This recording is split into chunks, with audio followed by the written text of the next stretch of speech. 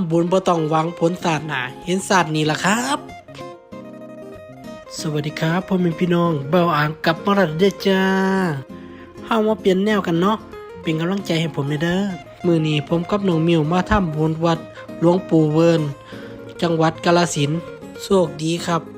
มาพ่อเพิ่นเป็นงานพอดี พี่เพิ่นก็เอิ้นมาลามาเฮ็ดบุญน้ำกัน ได้เลยจ้าพี่ รอบแรกเพิ่นก็ซื้อไป100 บาทก่อน ผลปรากฏว่าดีละกันได้แบนกับหมอหุงขาวจักเพิ่นดีใจหรือเพิ่นงงเพิ่นก็บอกเพิ่นว่า พี่เราได้ไงอ่ะ พี่เพิ่นสิเฮ็ดบุญน้ำกัน อุ้ย